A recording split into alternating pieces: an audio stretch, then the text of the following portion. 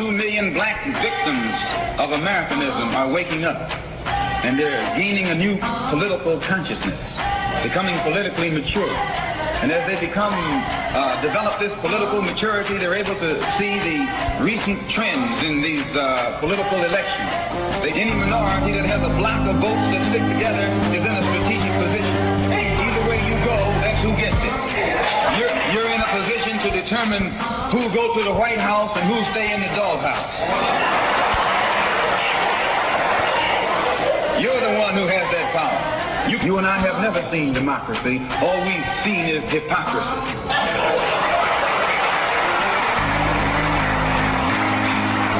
When we open our eyes today and look around America, we see America not through the eyes of someone who has enjoyed the fruits of Americanism. We see America through the eyes of someone who has been the victim of Americanism. We don't see any American dream. We've experienced only the American nightmare. We haven't benefited from America's democracy. We've only suffered from America's hypocrisy. And the generation that's coming up now can see it and are not afraid to say it. And are not afraid to say it. And are not afraid to say it. And are not afraid to say it. And are not afraid to say it. And are not afraid to say it. And are not afraid to say it. And are not afraid to say it. And are not afraid to say it. And are not afraid to say it.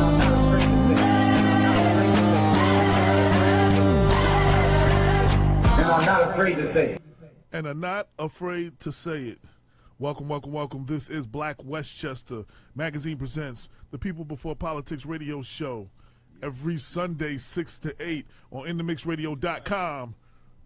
Hello. There you go. My bad. Hello. My bad. Yes. You wasn't turned all the way up. My bad. Yeah. So, yes. We took last week off, celebrating my birthday, Super Bowl and all that. You know what I'm saying?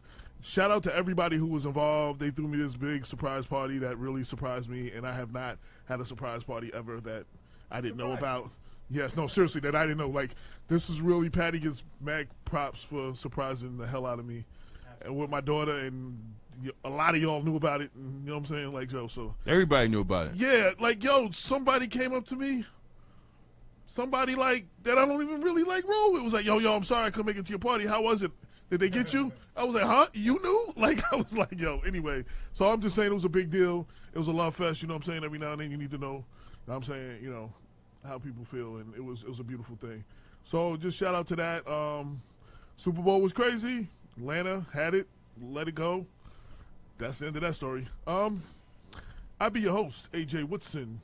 We also have Black by Popular Demand, Damon K. Jones. Yes. And we got Dr. Robert Baskerville of the Brooklyn Baskervilles in the house, bringing us intellectual conversations. And you know, word up. And I felt left out, like, you know, Damon be rocking his glasses, you know, Bob got his glasses. I figured I had to bring out my glasses tonight, you know what I mean? I just wanted to put part of the team, you know what I mean? Well, listen, man, you don't want my eyes. That's what I No. No. Bob be looking at the phone like this. Bob be like, wait, is that a 3 or a 5? Yo, hold on. Damn, what the hell? Hold on. I think that's Cynthia's number. Caller, People Before Politics, state your name and your purpose for calling. What's up, y'all? This is Cynthia Turnquest Jones. Whoa. Cynthia, what's up? You know, because What's going on, y'all? How y'all doing? We don't usually take callers this early. I just recognized the number. I said, I think this is Cynthia. Like, we just doing our intro right now. Yeah. Nobody else have 240 number. Yeah, I was like, yo, 2 4s. What the hell? No. Yo, so what's up, man? What's up, y'all? You missed monumental event at the City Hall yesterday. It was really on and popping. It was really, you'd have been proud. Yeah, no, I watched it. I watched it from where I was at. I was at, my son graduated from boot camp. Right. Yeah, congrats and all that. I've seen the pictures and stuff. Yes, he's a young man now. Whatever, Damon. Huh? I'm proud of him. Damon. Proud of nephew. Yeah, I know. Proud of nephew. I'd be more happy if he went into the Marine Corps, but it's cool. That boy was clean as a whistle, boy. Yes, he was. Oh, no doubt. Yeah. Yo, listen. I called to give y'all like a little update. I was on the phone with Lil Miss. Yes. And you remember everybody was fighting to get that a special prosecutor, special investigation when it comes to the police officers being involved in murdering civilians. So it's back on the plate again because there's some things that were not put in there the proper way the first time. I told y'all. Oh, say it again. I tried to tell everybody. Yeah. So there were some things that wasn't put in there the proper way the first time. So they're sitting back at the table, and so I'm hoping it's going to happen. I'm not sure when, but I'm hoping to get me a nice exclusive with the women who's been sitting down in the forefront of that. And so I just wanted to keep y'all updated on that part right there. No doubt. No Cynthia, doubt. can I ask a question? Yeah, what's up? Do you have a sense of what is missing? Could you tell me? Well, one of the things that's missing is the fact that they said that they were going to investigate officers that were on duty. That's what it said in particular. And so the women was like, well, what about officers who are off duty? Why doesn't it apply to any officers whether on duty or off duty? I know that's one of the issues that they had. And I don't know if there was there anybody else after Raynette Turner, Damon, or AJ, if y'all remember, after Raynette Turner was the first person that I don't know. Maybe well, the other questionable shooting, which they haven't denounced, is the lady in the Bronx, the mentally ill lady that they killed last year. That's a couple of months ago. Right. So then that's the second person, right? Right. Yeah, but there's a problem. Yeah. I mean, there's a big problem. The first problem is it's a executive order. Executive order only lasts as long as that governor is in office. Once the governor leaves office, that executive order is null and void. What the mothers need to do, the mothers need to pressure the state senate and the assembly to actually pass a bill. They have to pass a bill. I mean, that happened. I mean, it's like deja vu. This happened under Cuomo's father. After the Howard Beach incident, he passed the executive order of a special prosecutor. But once the father was not governor no more, that executive order dies with the office of that governor. That's why. See that what you're saying right now. That's good information for individuals to understand. Right. See, I didn't know any of that, and it makes sense. Like, so then why was it okay now, but then it's not okay later on? So there's a difference between an executive order and a bill. Right. Yes. A bill is permanent. And see, the thing is that when y'all notice how I do it, like I break it all the way down to like a 2-year-old, because individuals really don't have a clue as to what's going on. Right. Well, unfortunately, a large segment of the American public isn't always on top of things when it comes to how the system functions, and I mean that's because it's so difficult to find out. But I mean, well, thank you because you're helping us. But I did want to say that, I mean, we could see this going on the federal level right now. This is what's at the center of contention with respect to President Trump's recent attempts to impose a travel ban. And the reason why the travel ban was contested because it wasn't legislation, it was an executive order which he issued, which effectively undid the previous executive order that had been issued by President Obama. Right. And so we can anticipate, should Cuomo not be reelected, or when he finally isn't, and he won't at some point, if it's a Republican at least or a conservative Democrat, then in all likelihood, especially if they want to curry favor with the police, in all likelihood, and we're taking a very conservative turn in the nation, in all likelihood, one of the ways that they would do that is to abolish it. So yeah, we do need legislation. All right. I mean, real good conversation for individuals so they can understand. So Lil Miss said that Carl Hastings is now, what is he, the House? He's the head of the House? He's the Assembly. He's head of the Assembly. Right. So he's head of the Assembly right now. And so she's been in contact with Hastings and Cuomo, the women, that group, the group of women that just, you know, banded together and made sure that they just continue to fight. But they need a bill, and also I would personally advise the women that are pushing this legislation, and of course, you know, she has, you know, they all have our support, and even black law enforcement support. I will also say that they need to question that the Attorney General does not need an executive order to investigate police shootings. It's on his website. I mean, you know, if you look at the mission statement of the Attorney General, he does not need to have any type of executive order to investigate questionable police shootings.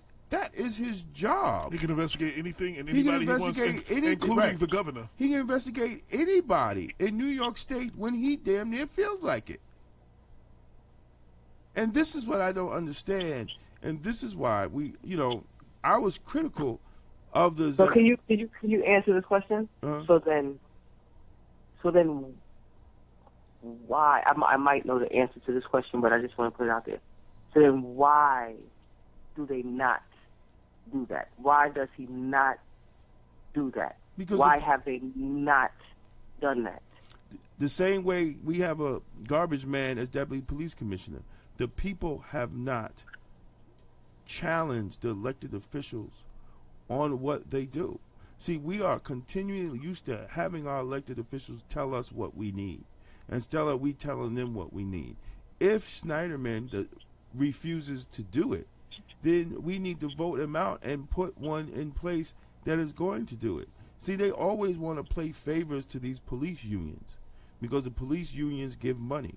The police unions allegedly go out and support and help them campaign and do all this, and nobody wants to be labeled anti-cop, anti-law enforcement. So they basically they don't do their job. So is it safe to say when you question the movement or the things that a police officer have done, that they would label an individual as being anti-police? Yeah, I mean, look what's going on with the sister Mobley in Baltimore. You know, they're literally trying to take away.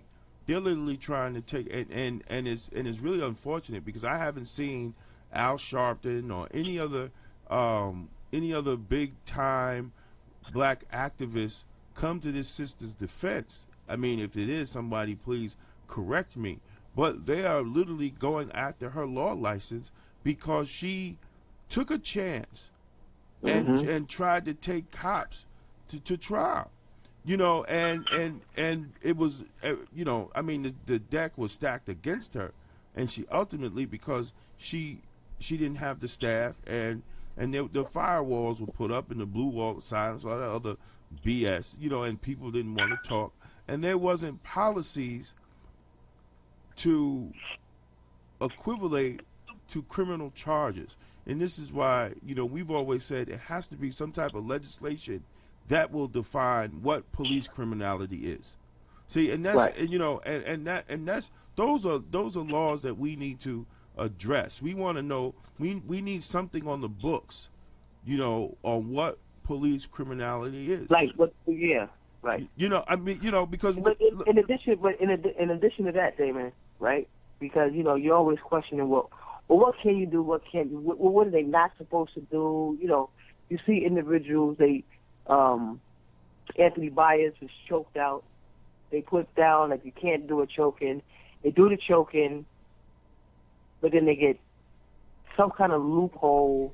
I don't know if you want. No, it's no loophole. The loophole is that the procedures that are supposed to regulate the use of force by officers are departmental procedures. Right. They are not laws. And so, number one, you're never going to be subject to criminal penalties for that. It can only be administrative, and as we know, the police department's leadership are very reluctant to vigorously and see that what you said just now. Mm-hmm. Sitting down with a group or a room of individuals who have the same kind of questions that I have. You saying that to me makes all the more sense now for me to understand why and how they're able to get, I guess, just, continue going the way that they're going with choking and killing, et cetera, and so forth, because you said it's not a law, it's just some kind of departmental regulation. Right. No, and that's precisely it. And so it's almost, in some respects, the regulations that are on the books are ineffective. They might as well not even be there. Listen. And so the thing is that individuals need to understand this.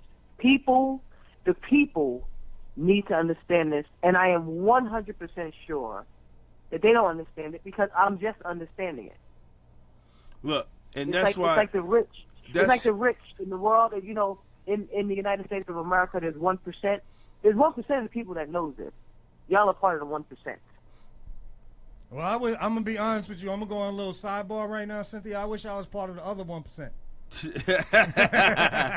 but you got it. Say it again? He's on the wrong side, wrong 1%. But what we have to, the crazy thing about it is that when you talk about legislation, the legislation is not hard, but the question is, will the people, the elected officials do it?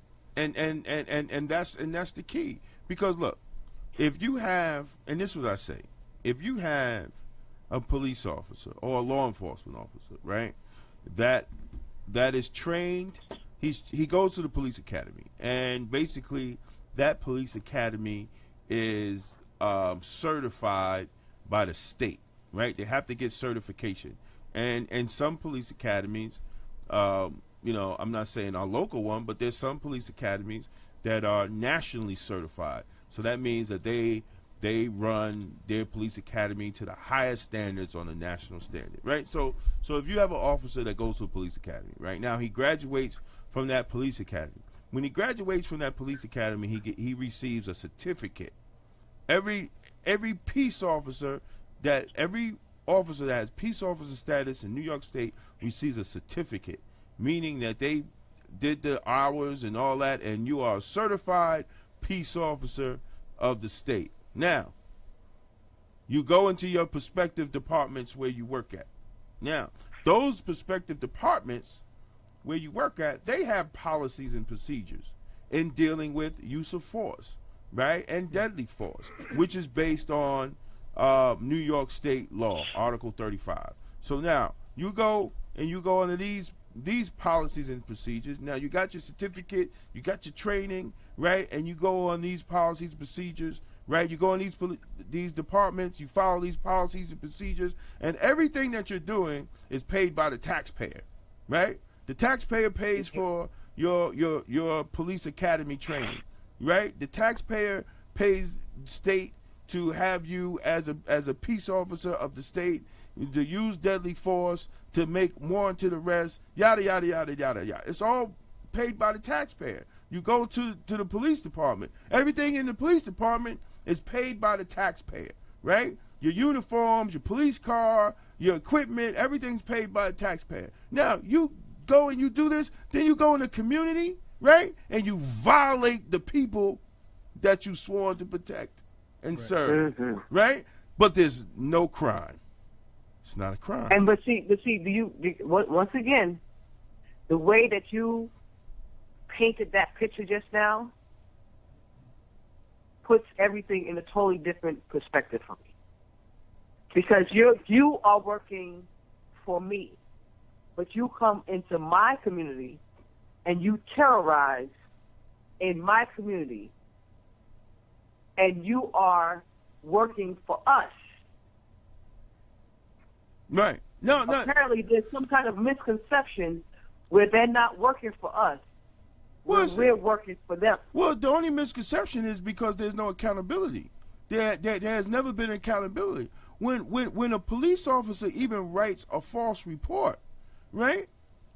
Now, I was taught, I mean, I was in the academy a long time ago, and I don't think anything changed. Writing a false report is against the law. Giving a false statement is against the law.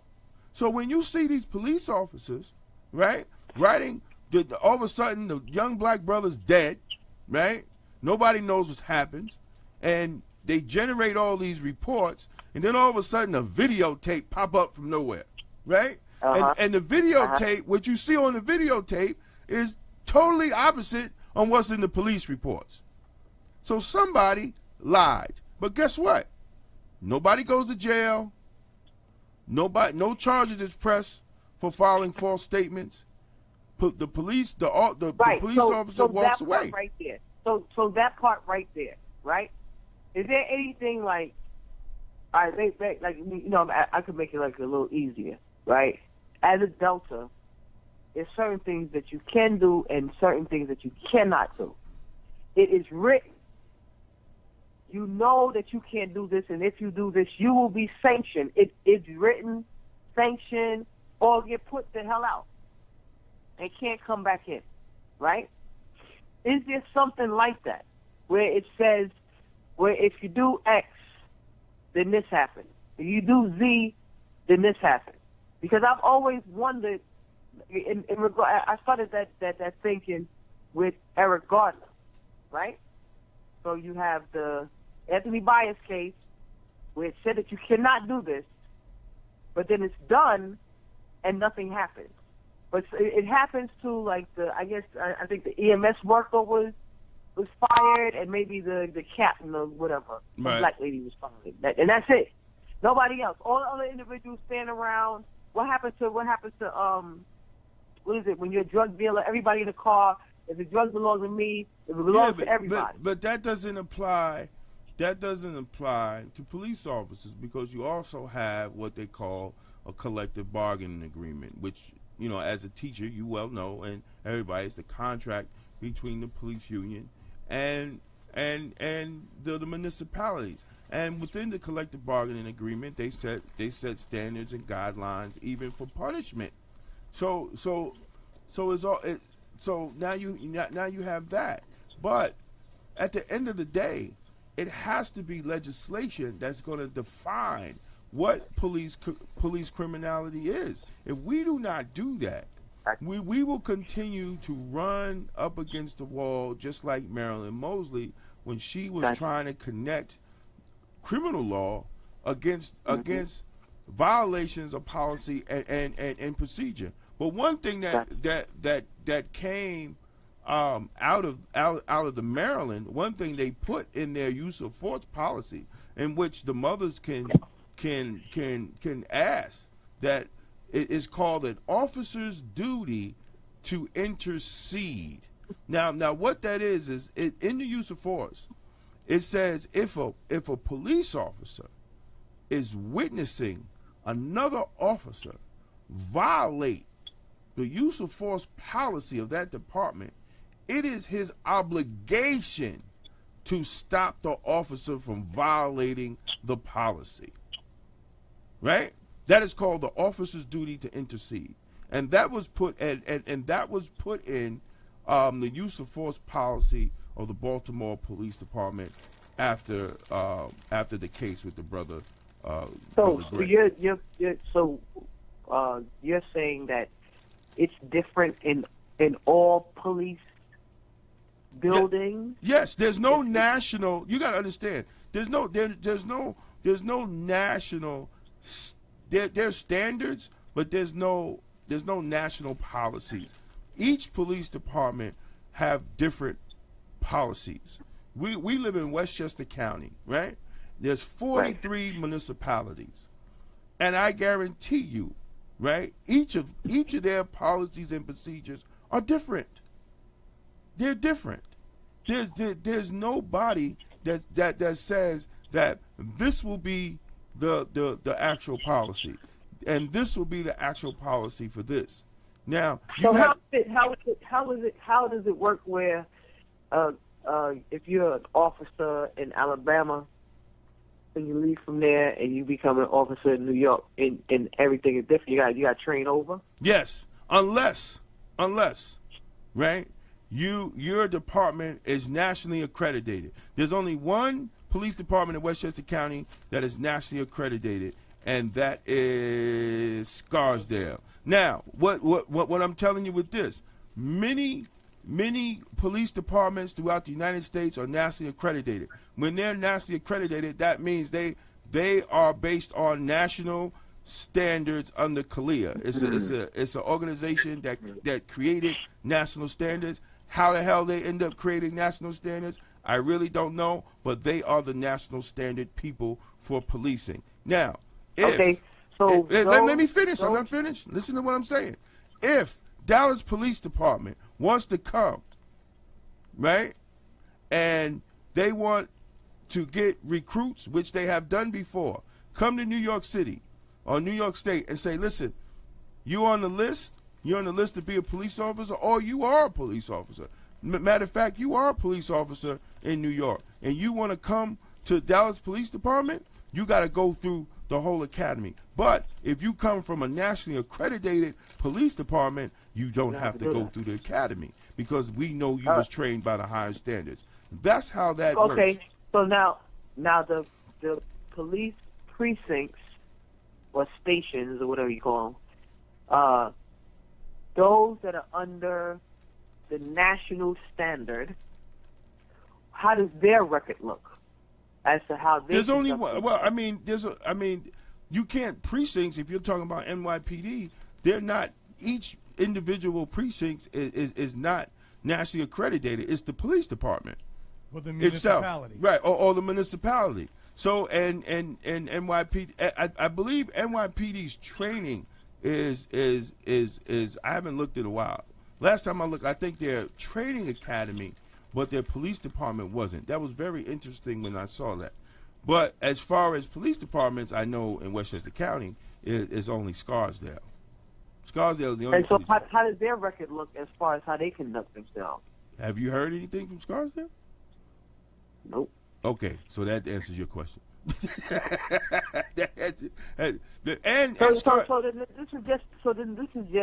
just all of what you explained just now is the educational system. Huh? Say that again? All of what you explained just now. Well, I mean, listen, it's been on our website for the last 5 years. I mean, but you know, I mean, the thing is, the information is there. You know, it's people are not listening. I know that the information is there, Damon. But when you say certain words, when there's certain words like municipality, when you say words like legislation, as soon as you say that, they can't hear anything else, because they get, you know, when they were in school, when you were studying in history class, and they was talking all about that. You know, it was the peanuts teacher up there teaching it. You didn't know what the hell was going on. You have no interest in that, so they don't understand that. I'm just telling you. I'm just keeping it 100. You know so what? The information is there. Information is there. We're in a smart world. We have smartphones. We have information right there at the fingertips. Right there. You can get it immediately. But they don't understand it at all. No, and that's why we try to understand. But you know, first I want a big shout out to my man Carlos from Seattle watching on Periscope. He said he's enjoying the conversation. But what we get a lot of people saying great conversation. Yeah, what we have to it's not for the masses, it's for those who create legislation. I mean, this conversation is for the people that create legislation. You know, I mean, we So who are the people that create legislation? Is your elected officials. Well, whether you have local legislation, right? It's your city council, If your state legislation is your assembly, your state assembly, and your state senate. If it's county, it's your county So when legislators, voting, right? So when voting for individuals, right? Because the best thing that came out of Donald Trump becoming the president of the United States is the fact that he woke up a lot of individuals who were sleepwalking, right? So when you are electing individuals, one of the main questions that should be asked is, what legislation have you passed and been a forefront in? No, that should be the question you should have. But people don't have that question because clearly, black folks are not voting for look, wait, hold on. Black folks didn't even ask Hillary that question. Well, what legislation did you pass to keep police from killing black folks? And clearly, she would come up with a 0. But nobody asked that question, but we wanted to jump behind Hillary and say, all right, this is our candidate. And she didn't put anything up, and then we wanted to shun Bernie Sanders, right? Mm-hmm. Because he said that these were violences against black people. Hillary wouldn't even use that word when she was representing black folks. But we wanted to get behind her. We don't ask the question because we're too busy being sheeps to these politicians that give us nothing. And black folks is going to continue to be killed. What needs to be done is there needs to be a cheat sheet where individuals know where, the individuals are running for a seat. Here are the things, here are the conversations, here are the questions.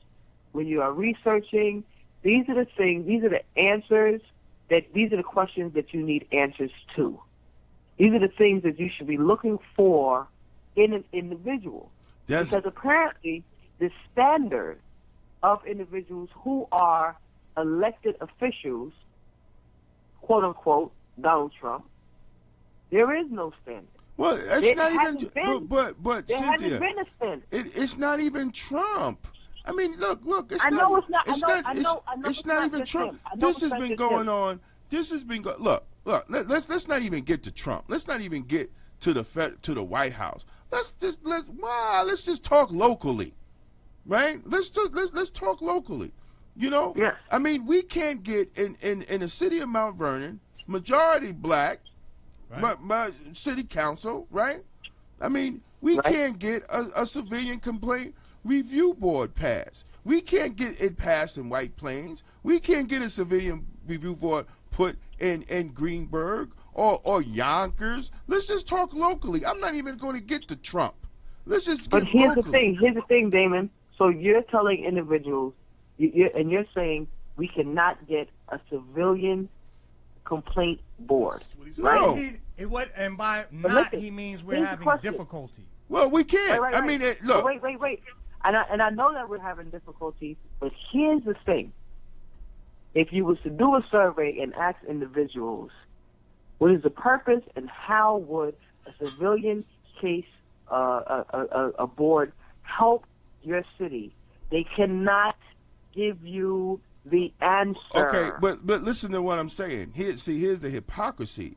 It's not the people, it's elected officials. Barack Obama came out with the 21st century policing model, right? You have all these Democrats, 21st century, 21st century, even our local mayor, 21st century, 21st century policing, right? It was good. It was good for show, right? But one of the key components in the 21st century policing was a civilian complaint review board. So now if it comes out and you touted that this is something that you're going to do, right? You're touted this is a good thing to move policing and make better police-community relations. So why haven't you put together the civilian complaint review board? And this is not just not just Mount Vernon. This is all the cities that have Democrats running the city, but yet and the thing they is speak with forked tongue. You said that they're cheap. Individuals have no clue as to the purpose and why. Yeah, but you're talking You're talking the masses of the unlearned. I'm talking to the learned black folks. The ones that's in these organizations. Whoa, wait a minute. The one that's in these organizations, the ones that have allegedly have their finger on the pulse, right? They're not doing their job. They're not doing their job. Where's the African men of Westchester? There's not that many. There's enough. There's not that many of them, but until we start feeding the rest of the individuals. Okay, so for instance, and let me give you an example. Where Papio Kobe was going to Graham Elementary School, a letter came to the house, and it stipulated if your child received a level 1 or 2 on the New York State exam, ELA or math, they are entitled to free tutoring at the following places. On the list was Sylvan Learning Center and Kumon, along with other places you could take your child and get tutoring from. Sylvan Learning Center costs the same amount that it costs for tuition at a Catholic school. For your child to get tutored at the Sylvan Learning Center. Kumon might be a little bit cheaper, but it's about the same range, right? So the letter came, and it said if your child received a level 1 or level 2 on the New York State exam, and the levels that your child should be on is a level 3 and a level 4. They can go to this place for free and get tutoring. So boom, I filled the paperwork out because Kobe had gotten a level 2. Right? Level 2 means that he got below 65% on the New York State exam. I then got a letter back saying that he did not qualify because he does not get free lunch. What does that have to do? What does that have to do? I'm lost. Wait a minute, hold on. So I went to the school. I went not to the school. I went to the Board of Ed, and when I got to the Board of Ed, because I know the rights of children. Before I got there, we had a PTA meeting. I told the parents exactly what to do, what to look for, and if you got this letter, your child have a right and to go to the Board of Ed. See, if nobody, now I'm a person like that you named that know the information, but this is one person that know the information. I had to feed the information to 60 other people. By the time I got to the Board of Ed, the lady said, you're like the 60th person to come in here today challenging that your child cannot get free tutoring because he cannot get tutoring because he doesn't pay for lunch or because he pays for lunch. Unless somebody is feeding it to them and letting them know to stand up and to question it, the ones that know the information, they're not passing the torch. Okay, no, and look, and I'm glad you said that. Black preachers, you're not passing the torch. Black organizations, all of y'all not passing the torch.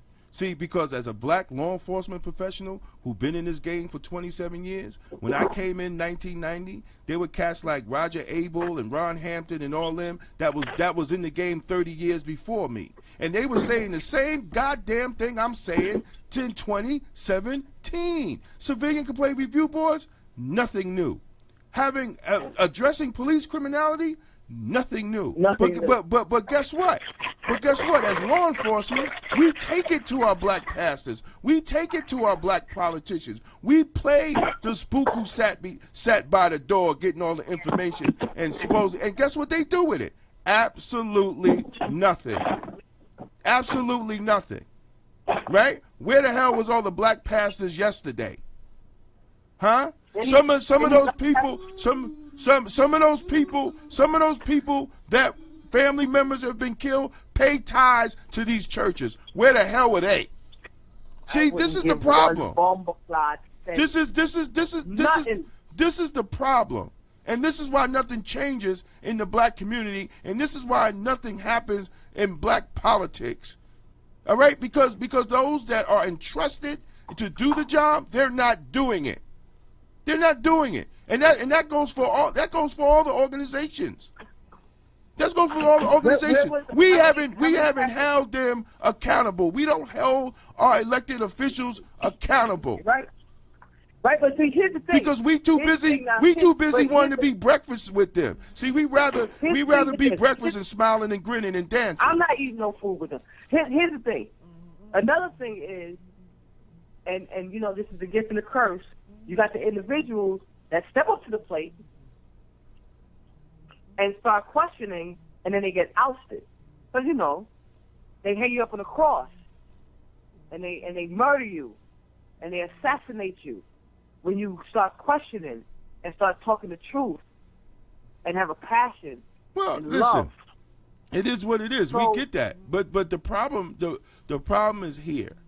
The problem is the Negroes that are able to be in those circles must be in the must be willing and must have the testicular fortitude to speak truth to There's power. the $1 million word again. The phrase that pays. Say that one more time. What happened? How many pastors came yesterday? If you were the fifth caller, the One. next time he says that, you might win. No, go ahead. Well, How two. many pastors was out there yesterday? Well, it was two people of faith. You had Imam Umar, who was there, but he was representing the Grand Council of Guardians. As the chaplain. Well, as a chaplain and a former police commissioner. Pastor Wheeler. And you had Pastor Wheeler. But they were all sent the invitation. But everybody got it. No, they were all sent the invitation by me. So all the I'm pastors, what nobody else did. So all the pastors all got the main invitation. pastors got an invitation. So from this me. is and this is the hypocrisy. But it's the same thing. It's the same thing, Damon. When I was up there at Pace University for the law school, Pace University for the immigrants, there was only one. I saw one pastor from Mount Vernon up there, and I didn't see any. I saw one pastor. I saw the senator from Mount Vernon, and I saw Lyndon Williams.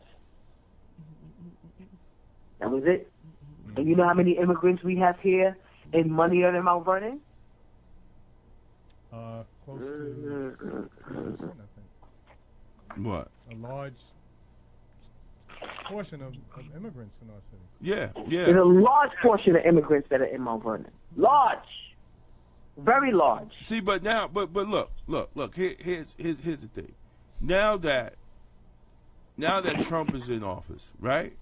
Now that Trump's in office, he has rolled back two very important DOJ decisions. All right, over the Baltimore Police Department and over the Chicago Police Department. So he put holes on those dissent decrees, right? Now, Wait, you say that also, one more time. Say that one more time. He has put executive orders to put a halt on two dissent decrees over the Baltimore Police Department and the Chicago Police Department for violating citizens' civil rights, right? Wilfred So Dennis said we need to put these pastors on blast. Explain what it means. Explain what he did. I just did. He did executive order to. So, but let's just back up a little. Whenever police departments lose, or either lose or are on the verge of losing, in federal court for misconduct of some kind, they will often be required to enter into a consent decree. Right. Which will require that they adopt some sort of administrative reforms. Right. So that, these kind of tragedies can be eliminated. Right. But whether or not the Justice Department, which is a federal agency, pursues these police departments in court for their alleged abuses and insists that they adopt a consent decree is partly determined by the president's position. The president is going to tell the attorney general what our policy is. Right. And whether we're going to embrace the civil rights struggle that has sought to curtail police abuse of communities of color largely. And we know Trump is not a civil rights supporter. He's here to do away with that. So he's just, I mean, he's living up to his promise to his constituents to, Right. you know, sort of reel in the federal government's involvement with these lawsuits, which are looking to constrain police for two reasons. Number one, conservatives generally have conservatives have smarted, because we should be clear, everyone, it is the courts that largely served as the battering ram that led to the collapse of Jim Crow. Remember, in 1954, it's the Supreme Court that issues Brown v. Board of Education, declaring that segregated but equal facilities are unequal and unconstitutional. That Right. is just the most well-known example of civil rights attorneys using the courts to engineer victories over some of the worst practices here in the United States. And so, Okay. similarly, this has been done with our police departments, right? Because, I mean, Okay. this is the problem. We're, as a people, we cannot seem to mobilize the actual potential power that we really actually do have. We Right. refuse to do that. Right.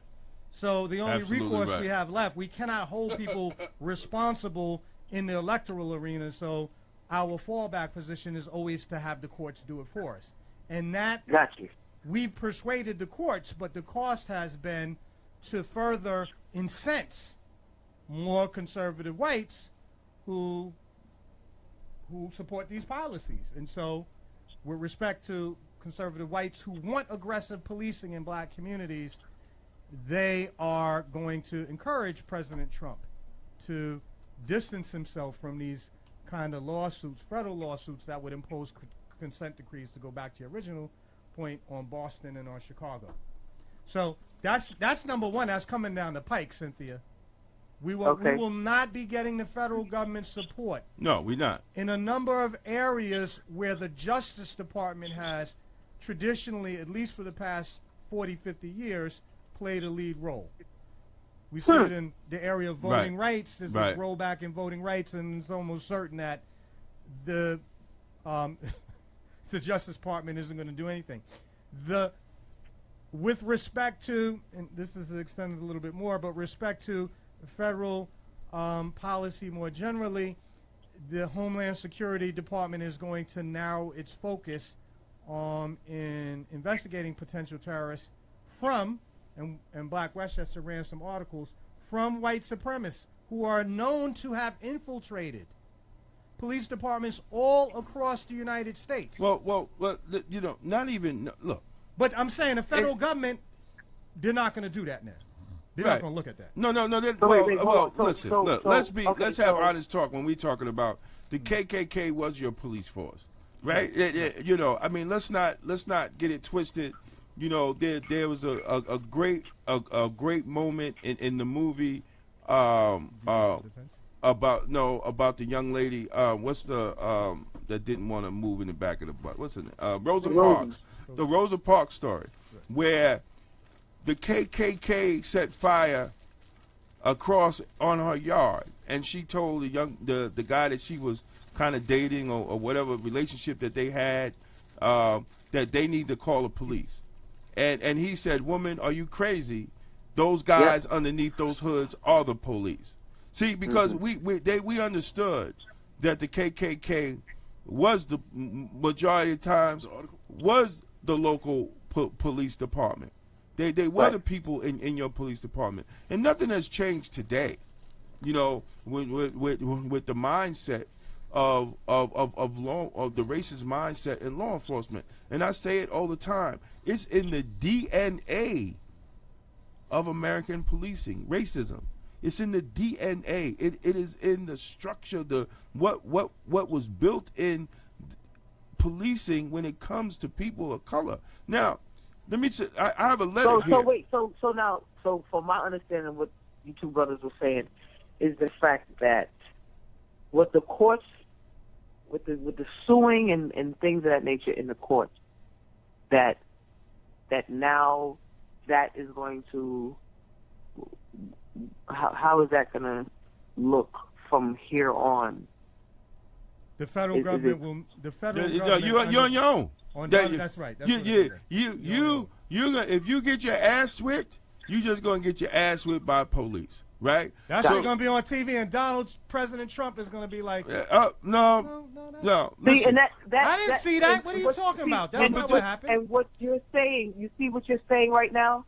I don't know. Damon gave my number to somebody, and I have to go and speak to a bunch of women in March, and they want information. They said, we want information. This is the type of information that needs to be disseminated and told individuals. Go on Blacks in Law Enforcement. Hey, Cynthia, it's all on Blacks in Law Enforcement. All the recommendations, explain the recommendations. It's all on the website. But one thing I really want to address is the National Fraternal Order of Police put out the Trump's administration first 100 days. And I'm going to read. See, and what I hate is these Negroes join this organization. These Negroes, black cops, black Negro police officers and correction officers and all of them, they join these racist organizations. And then they pull out letters like this, and they support policies that adversely affect their birth communities. So they say in the first 100 days, and Trump is moving forward. They want him to end deferred action for childhood arrivals and using federal database to identify those in the U.S., right?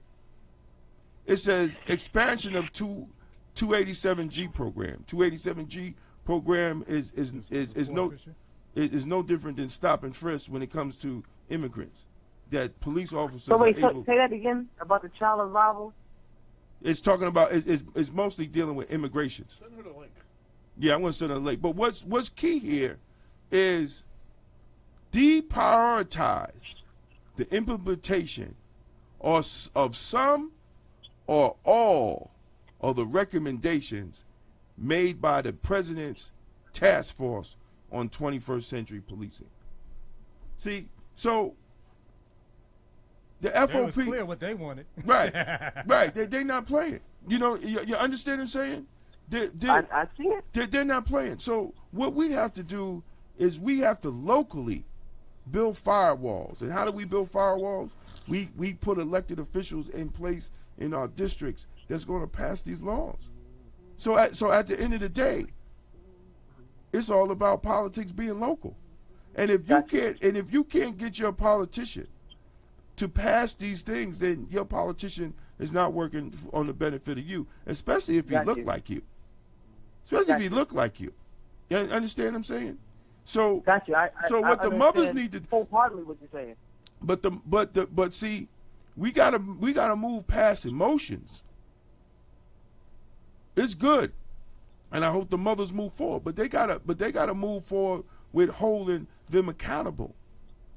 Because as far as I'm concerned, Governor Cuomo, hoodwinked the mothers in signing that executive because it didn't have any teeth. It was just because he did something despite the Senate and the Assembly, because they didn't have the testicular fortitude. Well, the phrase that pays. They didn't have it to actually pass the legislation. So y'all have to get on the senators and y'all have to get on the assemblymen, and y'all have to stop allowing Engel and what's the other dude's name? Elliot Engel. What's the other dude? From the. You thinking of Joe Klein, the state senator, the New York State senator? No, I'm talking about the government. Engel. What's the other guy? Is Engel? Schumer? Yes, Schumer and Engel to walk up in our neighborhood, smile and shake hands and leave, and we ain't asking them what the hell y'all doing down there. When it comes to police accountability, what are you doing? No, I don't want to hear about Trump. When these individuals are invited to our city, do they have like a meeting before they come in, before they speak on the podium? No, have you seen it? They just come in, shake hands, and wave and leave. Nobody has ever. They need to change that, man. Well, I mean, look, Cynthia, you're involved in a sorority. right? All these Negroes are part of sororities and fraternities, right? And they're mostly you got to have an education, to get into sororities, right? All right, so the educated Negroes are going to have to start holding these elected officials to the fire, All of them, all the organizations have fell short. All of them. Let me add, because I think it's important that we realize that there's a certain kind of symbiotic relationship that goes on between our mostly black, Democratic black elected officials and national Democratic officials who serve higher up. And basically what keeps on happening, it's been happening forever, is mutually beneficial for them to publicly meet together. For example, rich Mayor Thomas is going to burnish his credentials in the eyes of some if he is able to bring a nationally recognized leader like Senator Charles Schumer to Mount Vernon, even though it's purely symbolic and whatever they talk about is not going to be translated into actual policies that are going to benefit the ordinary residents of Mount Vernon. Chuck Schumer wants to be there. Rich wants him to be there because Rich looks like a big man. And Chuck wants to be there because that gets him closer to a constituency that the Democratic Party is so reliant on. And so we're not going to change this shit until we are actually able to wrest control of the Democratic Party from leaders like Richard Thomas, like Reggie Lafayette. Let me tell you, my view is every motherfucker who's been in an administration before Richard is guilty of the same thing. Absolutely. Your name is right. Mayor Ernest Davis. Your name is Mayor Clinton Young. Your name is Mayor Ronald Blackwood. All of y'all have colluded in the benign neglect of our communities. And the people need to wake up. They're doing their job. Tell them why you bad, my brother. They're doing their job. We're not doing our job. We're sitting on our asses. We refuse to take advantage of the knowledge that's there. And when brothers and sisters try to put themselves on the line and offer some principled direction, I'm going to tell you your best friends is going to call you into question. Yo, the whole time he was talking, I was hearing the opening music to Fight the Power. Don't. Yo, word up. Like, and it's not a question. So that's the thing. It's not even really a question of choosing the right leader. It's the more important question is creating the right vehicle so we can have political independence, right. Especially in a city like Mount Vernon. It makes no sense. We got victories hands down. The control is ours, or the direction in a positive, progressive, direction is ours if we really want to be on our job. But I mean, and that's the thing, and it goes back. It goes back to not just informing the masses, but those that are in the position to influence are not influencing. And this is why I'm saying I don't see. Oh, but I kind of disagree on that. All right, well, I mean, then what bill have black Negroes influenced? Listen to me. There's individuals who have the ability to influence. They are influencing, but how are they influencing?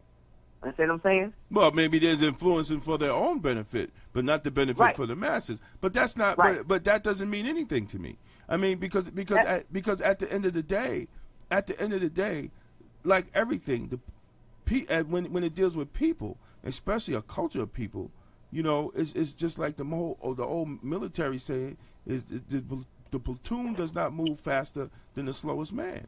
Absolutely. So I don't care how many Louis Vuitton bags and degrees people have on their wall and stuff, and because they're able to buy stuff. The big picture is that you're just as poor as the poorest black person, because there's more lower middle class poor people than there are rich black folks. See, and I'm not going to get fooled when they put rich black folks in front of me, because I've seen the other end. for 27 years and watching people come into this penal system. You know, so we have an obligation. We have an obligation to make things better for everybody, not just for ourselves, for everybody. God has blessed me to have a job that they have to fucking break down walls to fire me at this point. You understand? So I'm going to use that advantage to help my people. But not everybody is doing it. And it's a shame that many black law enforcement sit around and deny the racism, deny the sexism, deny all the bullshit that go on in all these departments because they want a decent post, or they want to be taken care of when they get some overtime, or they want to be called for overtime. Stop lying to your children when you go home. Stop lying to your children, because that's what you are doing. You're going to be tested on your testimony. And if you're out here supporting a system that is killing black folks, you will be looked at as the traitor. You will be looked at as a traitor. And it's just straight music. Can't be any other way than that. Can't be any other way. So if you're in a union and you scared to stand up because you might be put in a situation, you might be put somewhere you don't like working. So I mean, we have to change it, and that goes for the Negro in the private office too. And we wonder why we can't get our communities better. Because we have a problem. We have a problem. And until we until we do that, you know, and where the hell are the preachers at? All the women giving these pastors tithes. They tithe it. Right? Yeah, a lot of people been commenting. Hold on, a lot of people been commenting. Kevin Bunch said, said, where are they? Kevin Bunch said hundreds of pastors in the city. I only saw 2 at the rally yesterday. Maxwell said, big up to Pastor Wheeler, who's been out there for most of the time when we need him. And again, Wilfred Dennis has said, Pastor Wheeler was the only one for Mount Vernon that was there. Imam Umar lived in the Bronx. Well, you know, the sad thing is we couldn't fill that place up. I don't know where they are. But the sad thing is we couldn't fill that place up like we did with Mount Vernon people. That wasn't all Mount Vernon there. No, it wasn't. That's like, if that was all Mount, we waited for Mount Vernon. But it never got that. You know what? It was a good start. It was a good start. But it's also good to have people from outside of Mount Vernon, because it lets them know that people are watching. You know, this is not just a Mount Vernon problem. It's a Westchester problem. And maybe Frank just said it's a nationwide problem. Right, too. and we need to break down those doors, because that has been the problem in black communities forever. Because, well, you know, that's Mount Vernon. That's Osland. That's Peekskill. That's Portchester. No, it's all our problem. And when we start breaking down doors and supporting each other on issues that we have the same, you know, then we could collectively change. But see, Mount Vernon has never had pressure from the outside to get right, because they've been in their bubble for a long time. When you have the mayor come call in the radio show and say, well, I voted for it because I didn't read it, but I voted for it, but that's Mount Vernon. This is Mount Vernon. Who says that? You know, other people say, well, that's Mount Vernon. No, we can't be so acceptive of niggerism.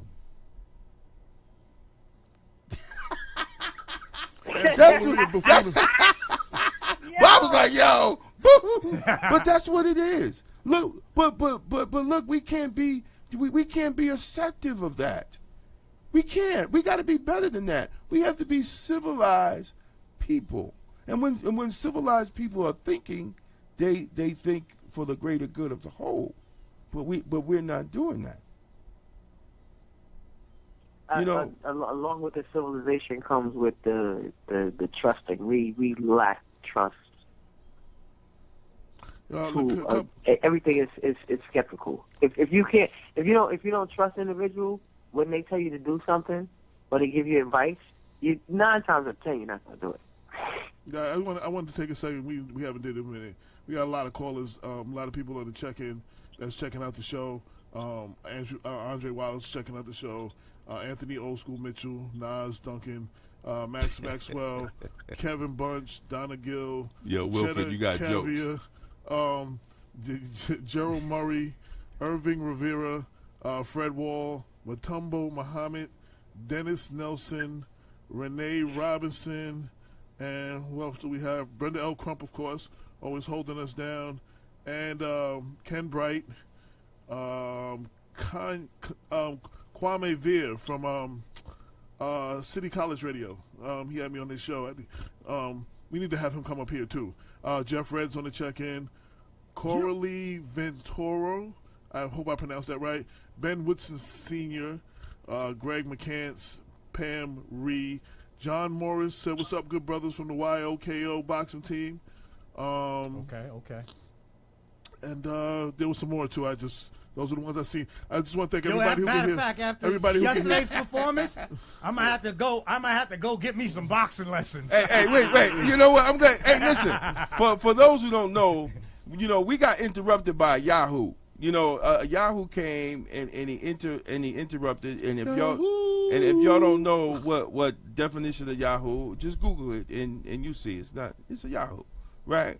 So, it's sad that our leadership doesn't recognize when they're making fools of themselves, or people that represent them, claim that they represent them, the mayor's brother, Book Chalmers, make fools of themselves, and this is a reflective on the leadership that is running Mount Vernon.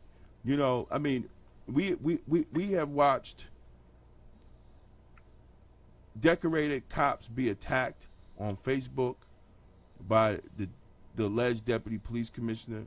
We have watched the same deputy police commissioner threaten and to do bodily harm to a councilman and tell the councilman that he can't afford a truck like that. Who says that? Who says that? We have watched the same right, a rude, noisy, violent person. That's what a Yahoo is. A barbarian. According to Miriam, the synonyms for Yahoo is airhead, bird brain, blockhead, moanhead, bubblehead. Yes, and that's what we had yesterday. But see, and when you when you say things like that, when you say that renters don't do anything for the city and forget that the mayor is a renter, it shows what you really think about the actual people of the city. When you tell a black man that basically has maybe as much money as you have, you can't afford a truck like that. You're looking at the black man and saying that. And the sad thing after that incident, and the alleged deputy police commissioner threatening a councilman, Black Peaches didn't come out for that. Right. That threat was just not for Andre Wallace. That threat was for every black man that was in the city. Absolutely. So why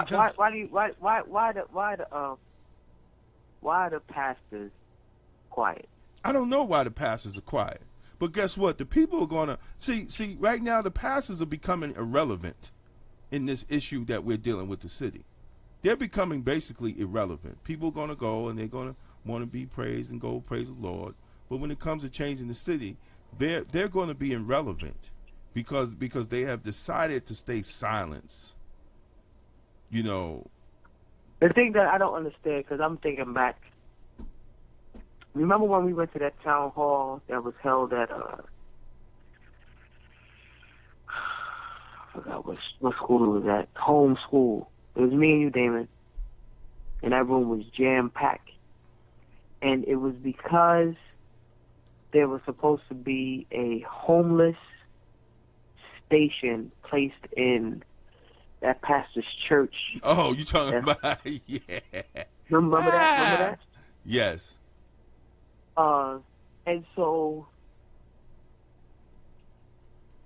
you would think that the caliber of the individuals And I'm hoping that there's some individuals who are listening right now that were at that particular event where the homeless in the shelter was supposed to be placed at the church on the street is that Lincoln Avenue. And it was a big hoorah against it.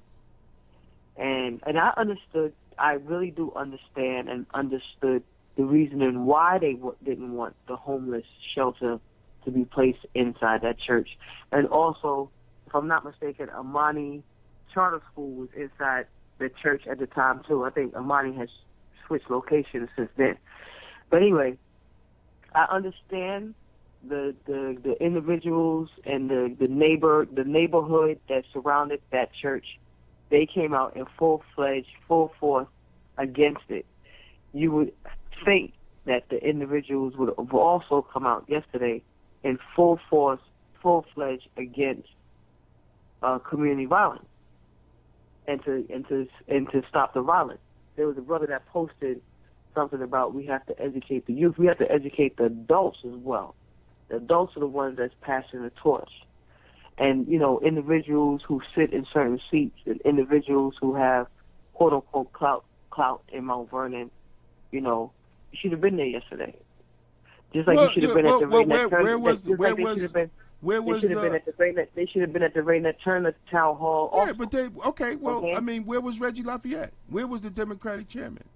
I want to play something. I'm talking to all of them. I want to play all of them. I want to play something from yesterday. A small clip. Yeah. This was definitely something. Got the. Good afternoon. Good afternoon. I'm Kevin Shaw Sr. My son Kevin Shaw Jr. Maybe I heard about it. Sue's Rendezvous, coming home from college. Double master turned over in the BMW, wherever it was at in Mount Vernon. I just want to say, I don't know Mount Vernon. I come from the ghetto. The hood is the hood. I've been in the hood all my life. Hood is the hood all over. The commissioner that just spoke, I ain't never felt attached to a police officer before, like I felt that brother, because it wasn't a police officer, it was a person talking, real individual. That's right. So, I've been prior preaching that Black Lives Matter, and for the first time, I'm not losing my spirit of who we are, but it's a fact to me, Black lives don't matter in Mount Vernon at all. I don't know nobody up here, I don't care. I came here, Lieutenant Fisher in that building. Lieutenant Fisher had a homicide. When I first came, I haven't heard from nobody one time, nobody, no police officer, nobody never called me since my son was murdered up here in Mount Vernon. I've been up here 15, 20 times to get direction, but then I know they gonna come get me and lock me up if I get back on my trail, though. Then they be to get me, though. That's right. They trailing me. I haven't heard from nobody. All I heard is a new department. We only got 5 homicide police. That changed. Mr. Fisher ain't here. Mr. DeMaz ain't here. I ain't get one call, never, since June 24th, 2015. One call from nobody in Mount Vernon. And every time I come up here, they say we gonna call you and do this. I've been out to Westchester. I don't know how it's connected to Kerry Williams, the DA, or nobody called me. I can't even get my son possessions from that night. So I got a little realization on what's happening here, listening to y'all and being here and hearing from people about what's going here in Mount Vernon. This is crazy. And I just want to say to y'all, I know a lot of people got these shoes on that I'm wearing. I'm hearing a lot of people right here, and it ain't gonna be the first or the last time. But that Black Lives Matter thing right now, for me, I'm totally confused. I'm totally confused. I went there the first day. I said, listen, I know we ain't from here. Hope this don't be a cold case. That was 18 months ago. I haven't heard from nobody. Nobody never, ever, ever called me one time since my son was murdered. Wow. And my son deal with, he ain't no special kid to no other kid. He know a lot of people, I know a lot of people. He is a double master. He was a double master on his work, hanging out at the little hoochie joint, and, you know, riding on the car. And the police said, I'm sorry, your son from my town, he in the wrong place at the wrong time. He riding with whatever, however that went down. I'm just saying, this is what I'm saying to y'all. This is where I'm at. I ain't hearing from nobody about a murder up here in Mount Vernon. It is a homicide. All I met was Miss Lieutenant Fisher. He never called, I swear to you, Mr. Shore, yes, sir, he ain't never called me one time. Wow. The new guy, he ain't called me. Whoever Sexton, they ain't called me. The DA, they ain't called me. I wait 12 weeks trying to get my son clothes and wallet. They ain't called me. I ain't got nothing. All I do is ride through Manhattan, Mount Vernon, man. I pray for y'all, man. We need to pray for each other. We in trouble up here, man. Thank you. Wow. Let me say something. Let me just say something from that. And this is directed to the city council. That was standing there. Right, that was standing there. Y'all have to act. Because I was just thinking about that. Did any of them actually go up to this man? I don't know. And look, I don't know, and it's not my problem. It's their problem. They have to act. They have to act. See, that event wasn't for elected officials to say anything. That event is for y'all on Monday, tomorrow, is to go and act. Act like elected officials.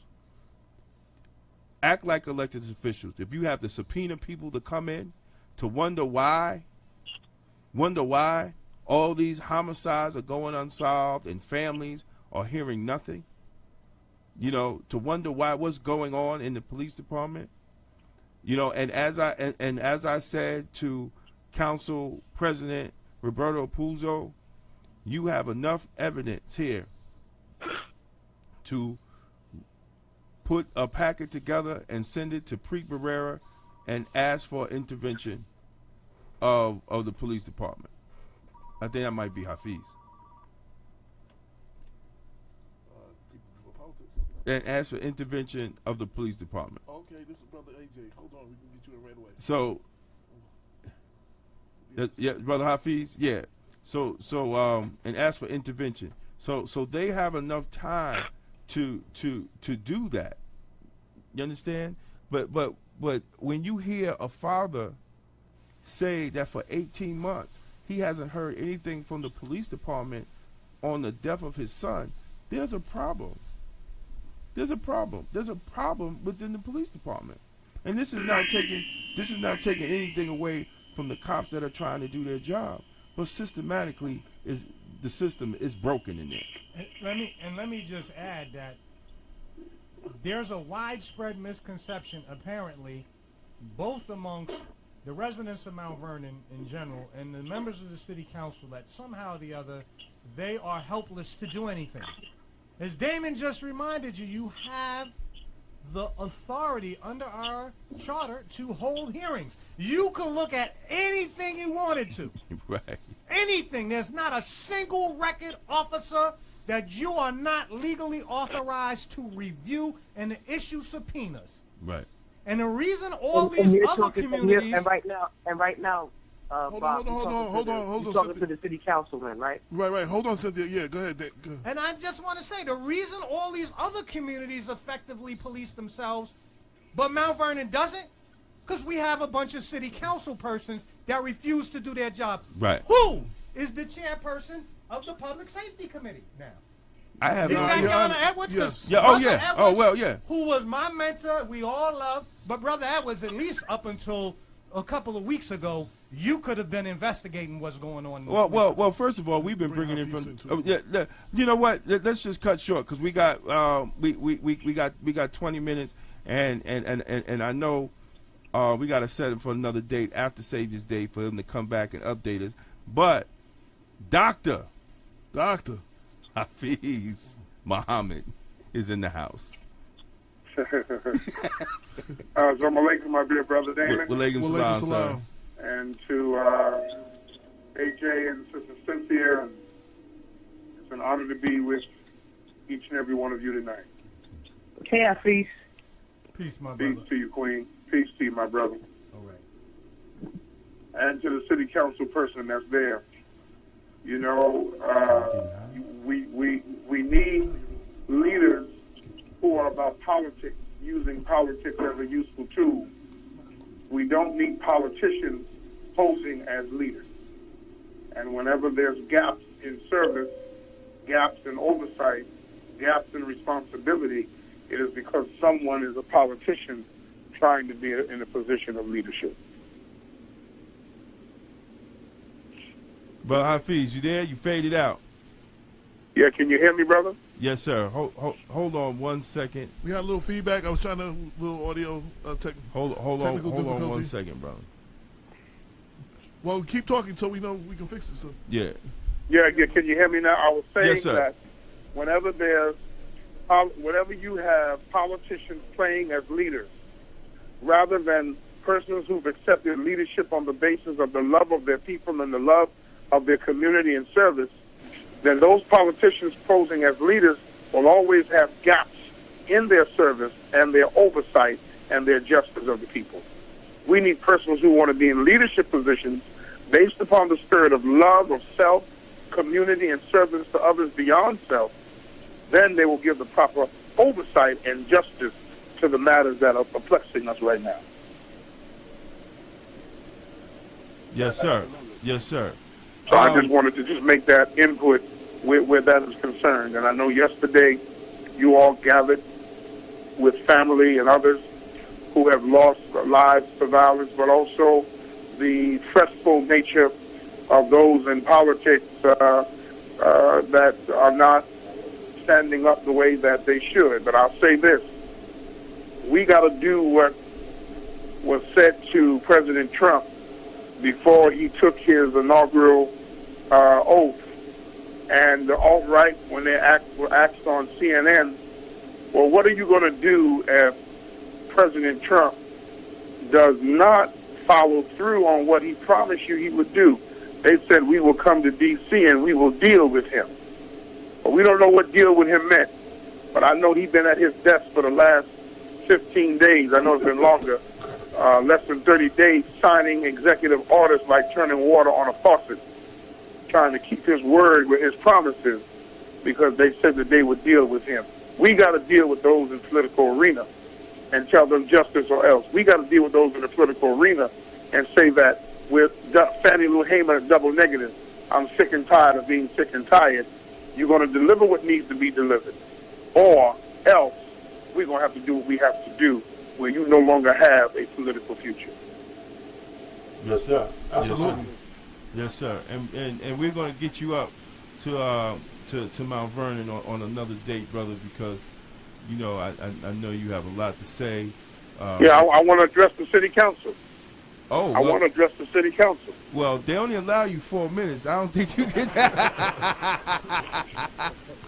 Yeah, I want to address the city council. I want a special session with the city council. 15 minutes is all I need. Okay. Well, let's. Work session. The work session. Yes, the work session. It's the So work session. then let's help me make that happen. Okay. Brother Councilman. Yes, sir. Yes, sir. Yeah, we'll definitely make that happen with the work session, and you can address the city council next Sunday, brother. Yes. It's the height of Black History Month. Yeah, the crowning event of Black History Month, Savior's Day, Yes, 2017 in the city of Detroit, Michigan, February 17th through the 19th. And I'm telling you that this message, the theme this year, the theme of the convention is the ultimate survival of the black nation.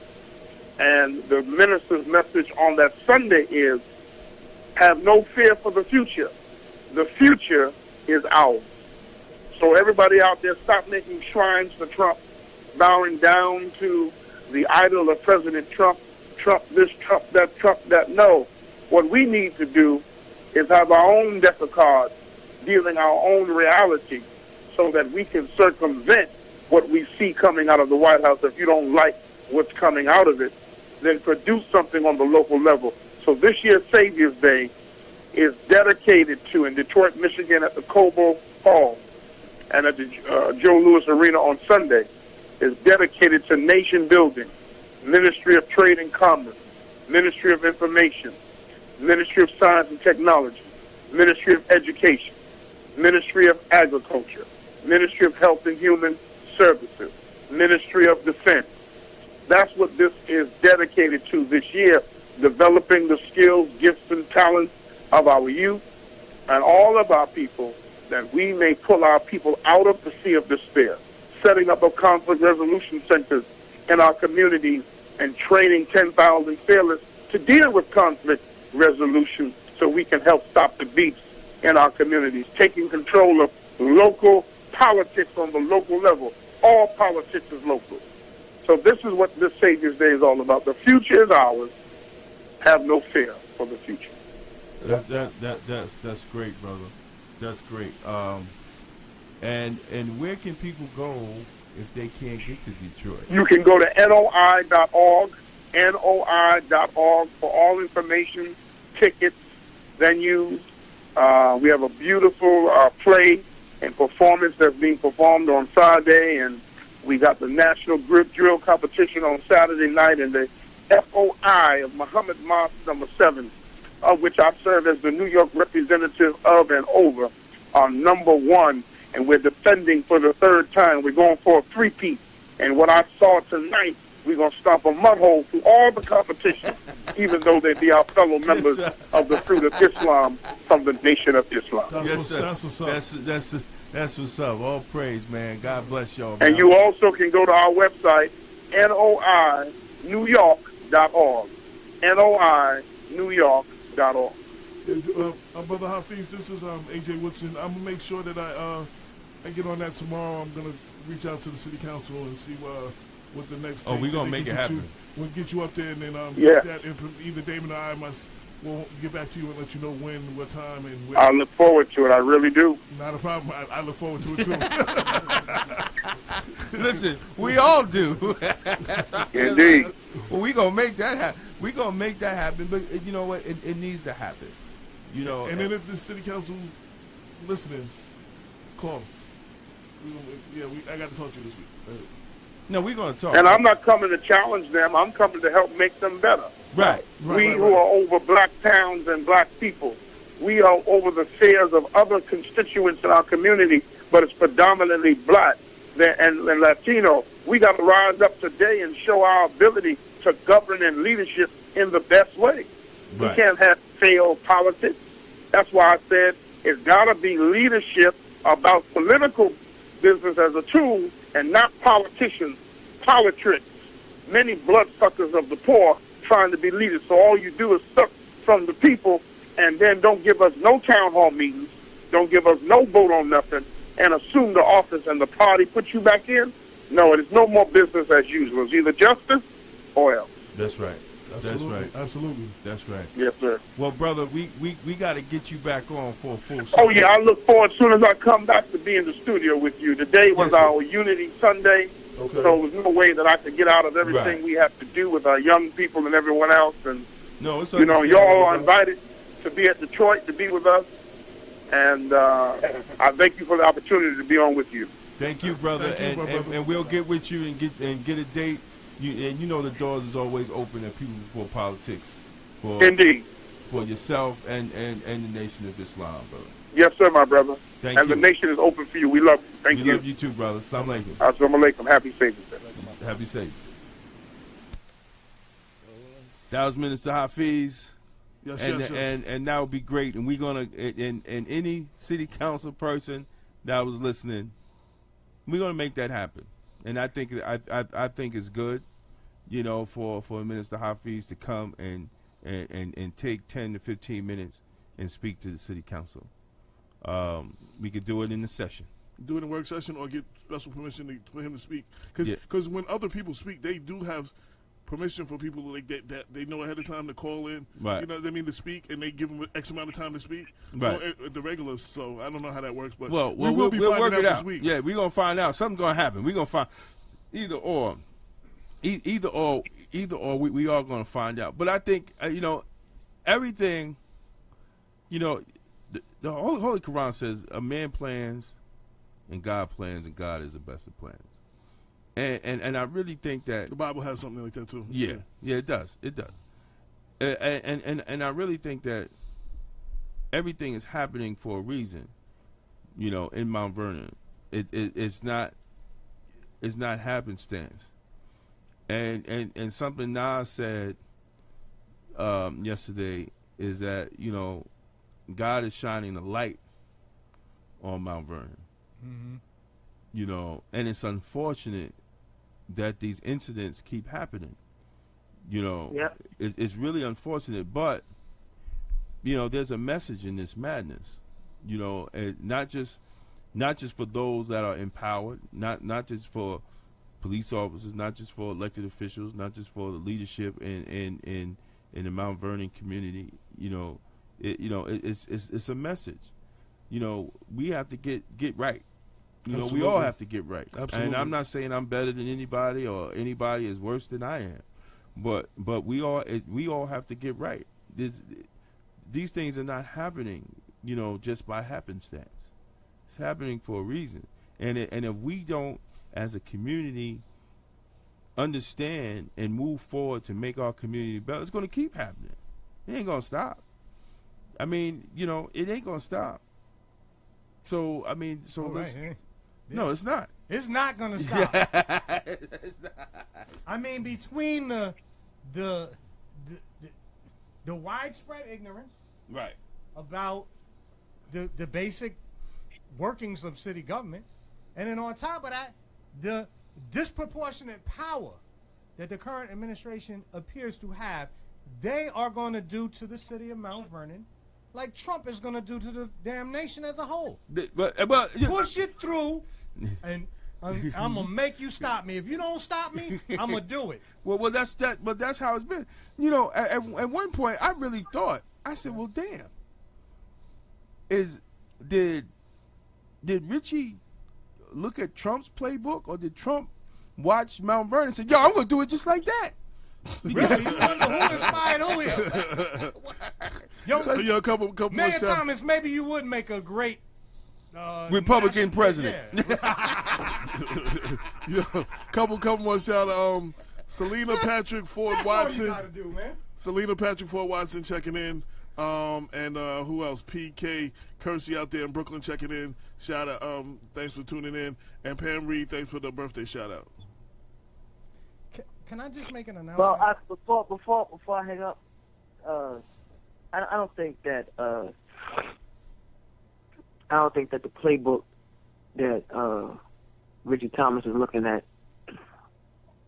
is a newly developed playbook. It's one of them playbooks that you just bring out and pass it on. That torch has been passed along for so long that right about now, individuals are seeing and speaking up more so. Like, wait a minute, hold on, something. This is not right. Understand? And it goes hand in hand. I always bring up the thing with Trump. Like, I gotta the immigration thing. I know there's a lot of different things that are going on, but the immigration thing got me really, really turmoiled, and my stomach hurt, because individuals don't know what it means to be deported. They don't understand when you have family members that can't get back in the country. You don't understand how it is when you at the airport and there's a bunch of y'all and some of y'all ain't coming back. That is the most unbearing thing to go through. And so now we're just rolling up on individuals and looking at their credentials, and some individuals may have slipped through the cracks and didn't get deported and should have gotten deported. It's rough.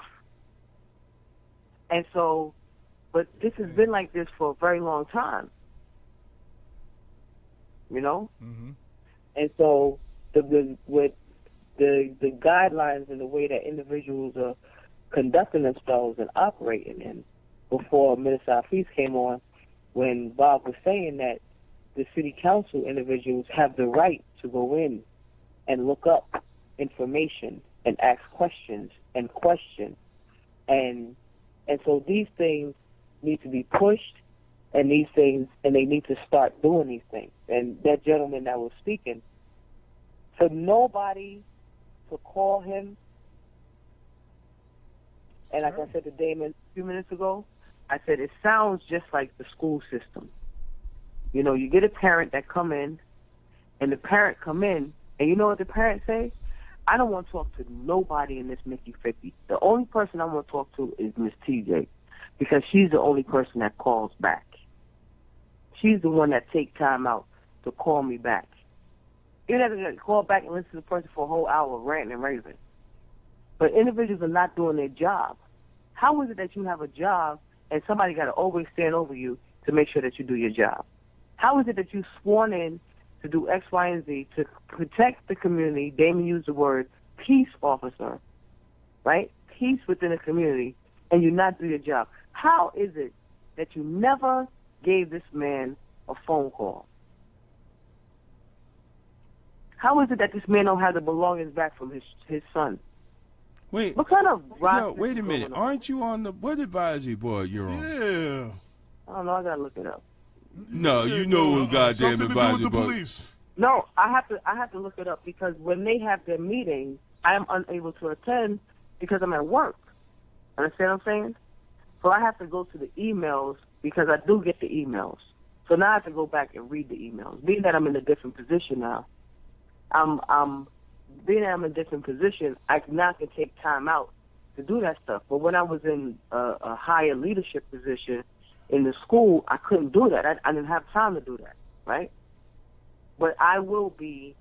I'll be on it, and you know, I could take days off now with no problem and check it out. But what, like I'm saying, is how is it that the man did not get the belongings back? How is it that nobody followed up on the case? How does that happen? That's just how children fall through the cracks.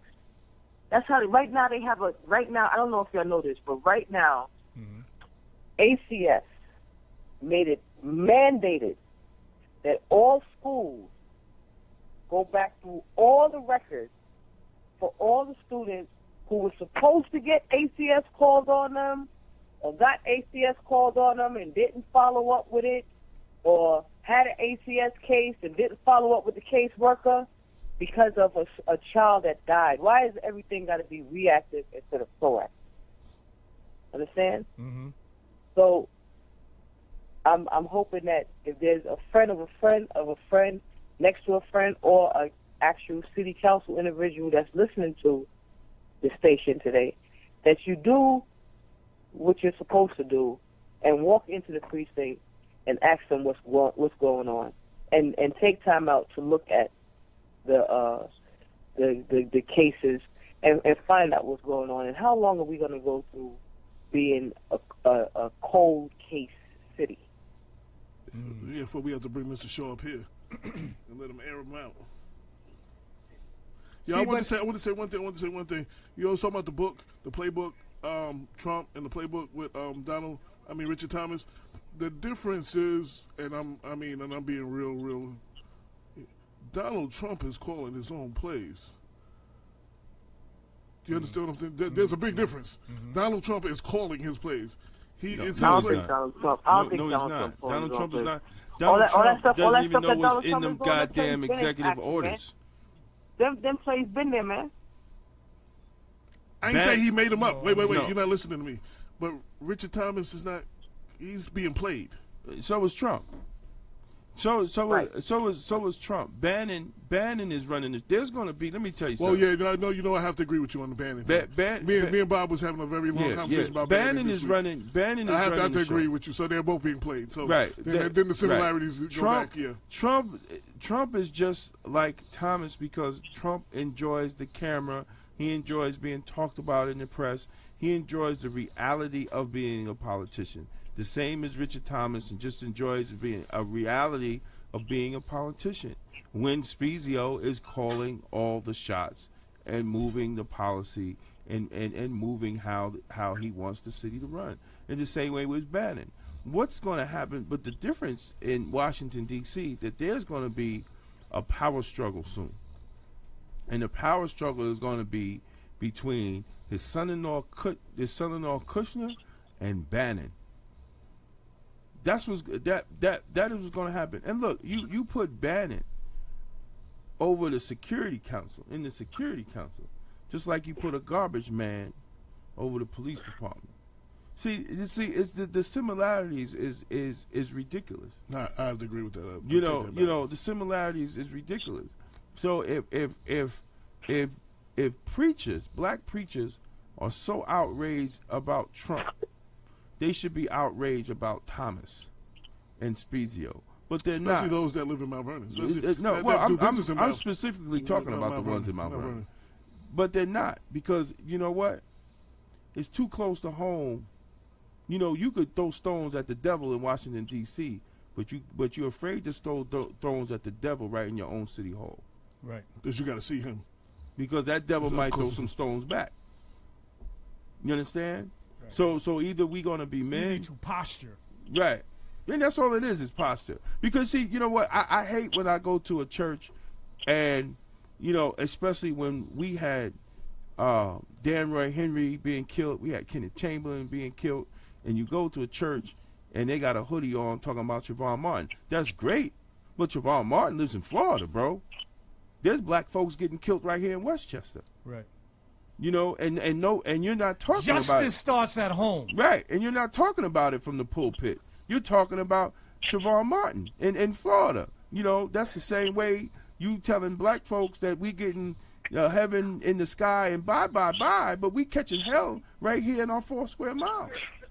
Yeah, that's why I like I asked before, and I'm going to hang up because I keep asking the same question all the time.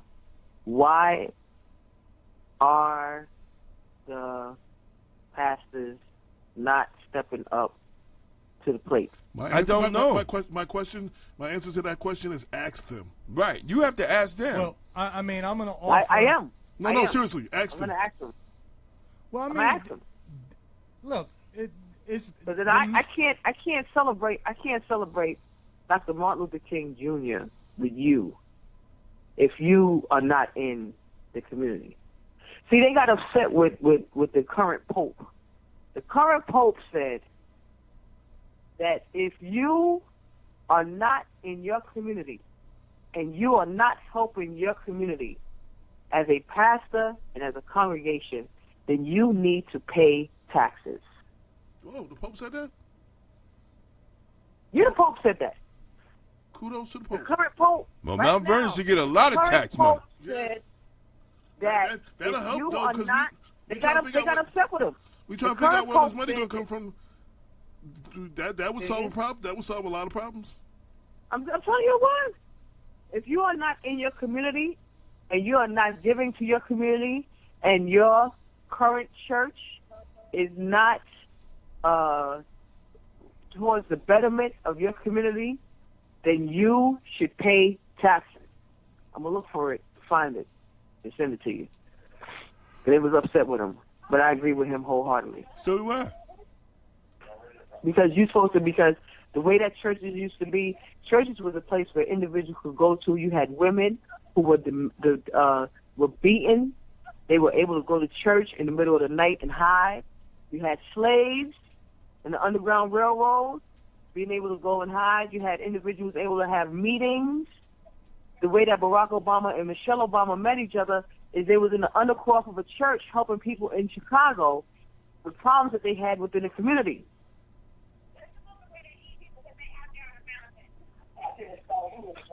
Oh, so yeah, I actually found it though. You did? Yeah. About the Pope? Pope Francis calls out churches who are using facilities as profit centers instead of helping the poor. There you go. Serve the poor, or else was the message from the Pope Francis sent to the churches and religious order chastising them for putting profits over people. Churches that do not serve the poor should pay taxes, he explained. Hot damn. Perk wants churches to either help the poor or pay taxes. That's right. He actually said this last year. This was actually published September 16th, 2015. Yep. And they got upset with him. He said there's little doubt that his sentiment applies globally. The purpose of a parish is to serve others, especially the poor. That's right. When a parish or an order serves itself, it serves nobody, and the best thing it can do is pay taxes to the state. His comment delivered in an interview with the Portuguese Catholic media outlet, I cannot pronounce that, was the result of his frustration with the church in Italy after he asked them to take in refugees. This isn't associated with many recent calls for the house of Syrian rich refugees, but actually dates back to a request he made 2 years ago asking churches across the country to house refugees, a situation that was already alarming at the time. To date, just 4 churches reported to be housing displaced people. Since we're going to talk about the Pope's positions on important social issues of our day, I have to remind everyone that the Pope, almost immediately upon entering into office, it released an encyclical, the official statement, that denounced capitalism. Said capitalism basically is the #1 threat to humanity, everyone. This is the biggest problem that we have today. We live in a capitalist society. Totally out of control capitalism. And one of the reasons we have such I'm sorry right there. You need, after that, you need to do your closing remarks. Okay. Go ahead. Oh, okay. That's a good Good, one. Bob. I think this was a good show. Let him finish his thought. Let him finish his thought, because we're coming up with last words. Go ahead, Bob. I just want to encourage everyone. Usually the church has maintained its neutrality on questions of social issues, at least, especially issues about the organization of the economy. And Pope Francis's papacy really does mark a tremendous shift within the church. And if anyone wants to see what one of the world's leading religious thinkers, who is known for his empathy and solidarity with poor people, thinks of capitalism, then you need to read his encyclical. And I'm going to tell everyone one of the reasons why our politics is so poor in the black community, because we have totally developed amnesia when it comes to that strand of black political thought that criticizes capitalism. Right. I mean, a generation or two ago, all of the national leaders, W.E.B. Du Bois, A. Philip Randolph, one of the first brothers who served in the New York City Council, Ben something, all anti-capitalists. And the current crop of leaders, they are lining up foursquare behind capitalism. That's right. So they could stuff their damn pockets. That's Whether right. it's church leaders, the damn politicians, businessmen, everyone. That's what's going on. Lobbyists. Yeah.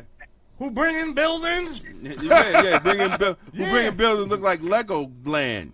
Exactly. Look crazy. Come on, man. We could do better than that. We could do better than a All Lego right, building. Listen, I'm With out. my announcement, though. All right. Thank you, Sam. That was good, though. I appreciate. That was good, y'all. I appreciate you calling in. Be nice to have you in the studio every now and then, but appreciate you calling in. Talk to you soon. Peace. See you later, son.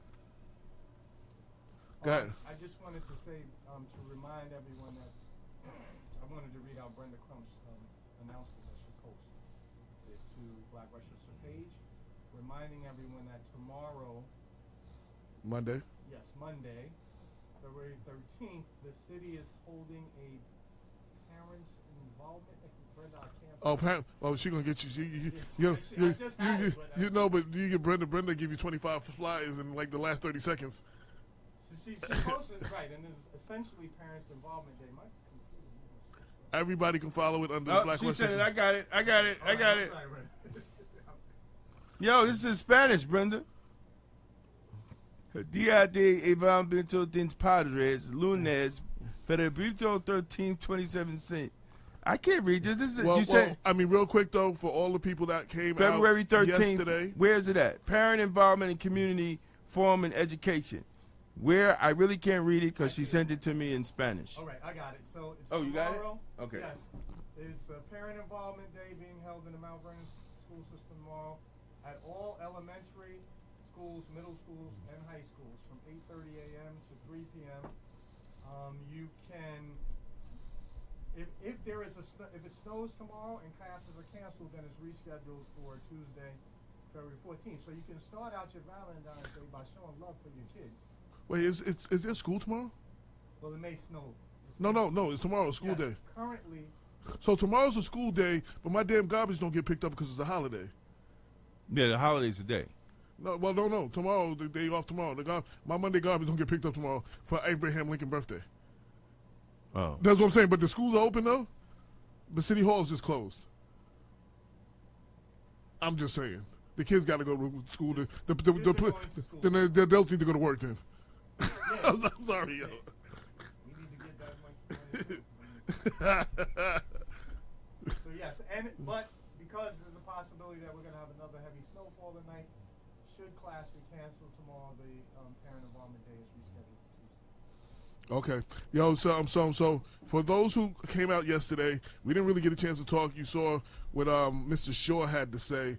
You look at blackwestchester.com. We have the whole entire, it's the only place that you can find the entire press conference, the entire rally, because most of the other news media, they got what they need in the beginning and they bounced. So you can see all the footage and what everybody had to say. But everybody who was there and wanted to be there, and everybody who watched those videos, they also need to come to the Riverside Memorial Chapel on Wednesday, and I believe 7 o'clock. Yes. Well, they will be having a forum with get to meet your police commissioner, Ronald Fadigan. And you know what? And I'm bringing and I'm coming in my work clothes just in case I have to stay to that. We need time we'll have to leave for work. Just in case. And they ain't seen you. I don't think they've ever seen you in your work clothes before.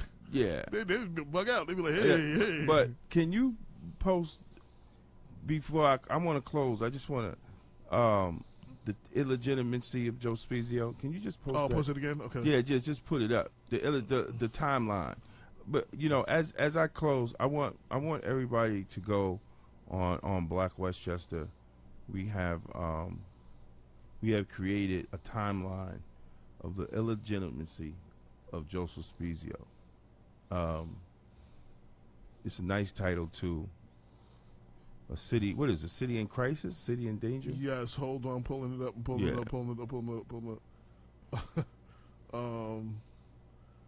I just had it too. I went to something else. Hold on, I gotta go to the homepage. It's on the homepage. It's in the bottom of the homepage. It is called Documented Facts. Yeah. Illegitimacy of Deputy Police Commissioner Spezio. Mount Vernon, a city in danger. And I also from the publisher's desk. Yeah, I Damon K. Jones. I want to put it in the block too. It is in the block on the front page. Oh, it is. Yeah, go to the front page. Well, brother, I got to take care of that. Well, just bring it up for the people to see. I want everybody. See there, the front page with you right there. Oh yeah. Okay, great. That's wonderful. I love it. I love it. You was asking for the other block. I got the center block. Yeah. But I want people to go on that. Click on that because I want to just to scroll down. We here at Black Westchester we deal with facts, right? And oh yeah, I got to change that tonight too. Yeah, Bob was asking me about that. And we have documents. Keep strong. Oh, that's right. You made it pages. So we have documented facts on the timeline of his illegitimacy and violating policy and procedure and city charter and everyone. So people can sit and they could read and they could look for themselves and see for themselves. And I'll be glad, for Mr. Spezio if he wants to call in on the show and have a discussion. So yeah, officially we do this with everybody. Joe Spezio, if you are welcome to write your side of the story and we can put it in that way, you are welcome to come on the radio show yourself, which is something that you you've teased about doing once or twice and said would be our greatest ratings. Oh, I don't know about that, but put your power to the test. See, come put your you say a lot of things. You've been going and saying that this blog of Black Westchester is with the new phenomenon of fake news.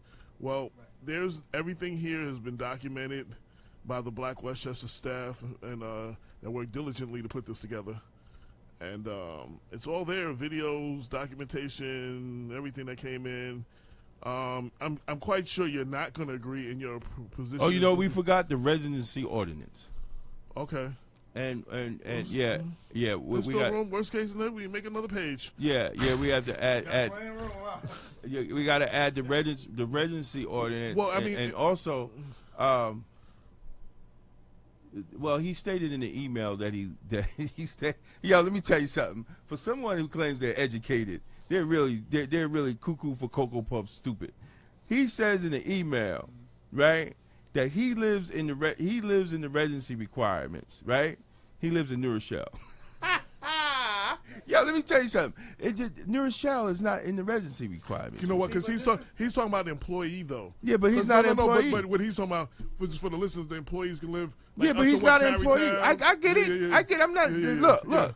I'm not explaining to the people.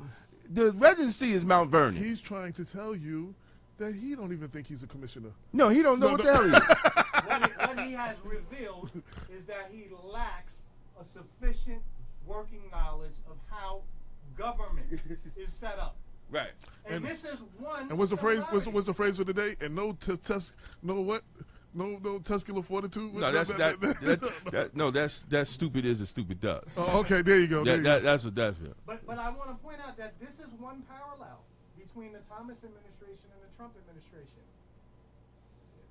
Both of those administrations have advisors who are incapable and who are actually out of their. They both actually had people in their campaign who tapped into a audience that wasn't being paid attention to too. Yeah. Yeah. No, I'm just saying. I'm just you're talking about all kinds of parallels. No, But then they got rid of the people that got him there. Thomas had nothing to do with tapping into a damn thing. I said they had advisors, had people that for him. Who? That tapped into the who? Everybody who's not there no more. Right. So, I'm just saying. Right. So that's what I'm saying. The list is kind of long. We only got 2 minutes left. That's totally irrelevant, and that's totally irrelevant. But what is irrelevant is that it's a lot of foolishness going on, and it really needs to stop. And like we said earlier, after what happened yesterday, with what we have heard from the families, especially Mr. Shaw, because that. I don't know how. And he wasn't even scheduled to speak. Right. I don't even know how he heard about it. He just showed up because he just showed up. However he heard about it, that was God working. But it's time for the city council to act. It's time for them to act. There's no more excuses on Johanna Edwards. You're over the police department. You cannot hear any more grievances. You have to act. He's trying to help you get your CCRP though, right? Well, listen. Look, let me tell you something, man. You've been working on it for a whole cheap year. Dude. The CCRP will be rendered moot and ineffective as long as Joe Speed right. But plus, I'm not that cheap that you can say, well, we got you your CCRB. You should shut up. I'm not cheap like that.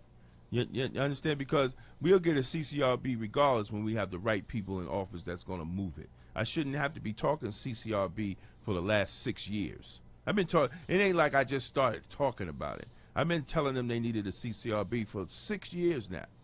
6 years. So just because it comes now, it doesn't make no difference if it comes now or if it comes three years from now. I'm still going to be saying what I'm going to be saying, and that doesn't mean it's going to pass anyway. So, I didn't want to just say, because of everything that's been talked about, because of everything that is going on, regardless of what side you fall on, this is a very vital upcoming election in the city of Mount Vernon, as I'm sure there are other municipalities that have, but particularly the city of Mount Vernon. This is a very important election for And let's not sell out your vote. Let's you know, and Bob has been talking about that. We need to set an agenda and make sure that they fill the agenda that we want them to fill, and tell them what we want for our vote, as opposed to meeting with them to hear what they're gonna do for us. Right. You know what I'm saying? And that's what they you know what they're gonna do for us. And we need to not be. I don't care what party you support. You need to not vote blindly, row A all the way, and you know, all that good stuff. Like, we need to not, you know, I know party loyalty, but just everybody in the party ain't good. You know what I'm saying? You just gotta, just because they're on the tickets with other good people don't make them good. So sometimes you might pick somebody from that ticket and that ticket and that ticket, you know, because there'll be certain tickets. You don't have to vote a ticket. I think people don't understand that. You do not have to vote a ticket if you pay. So with that said, I guess that's the time telling us that we got to go. Time, yep. So you could be doing anything else, but you decided to ride with us, and we greatly appreciate it. And until next time, hit us up, blackwestchester.mag. If you are not registered to vote, we have plenty of voters registration applications.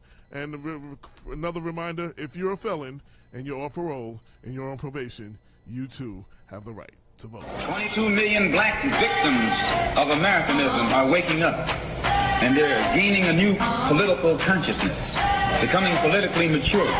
And as they develop this political maturity, they're able to see the recent trends in these political elections.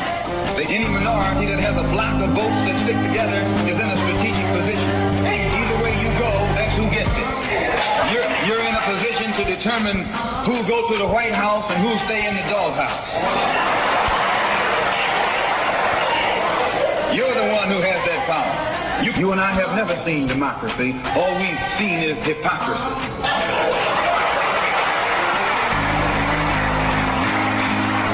When we open our eyes today and look around America, we see America not through the eyes of someone who has enjoyed the fruits of Americanism.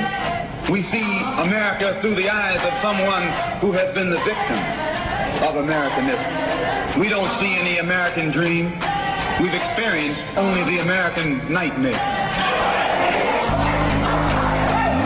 We haven't benefited from America's democracy. We've only suffered from America's hypocrisy. And the generation that's coming up now can see it and are not afraid to say it. And are not afraid to say it. And are not afraid to say it. And are not afraid to say it. And are not afraid to say it. And are not afraid to say it. And are not afraid to say it. And are not afraid to say it. And are not afraid to say it. And are not afraid to say it.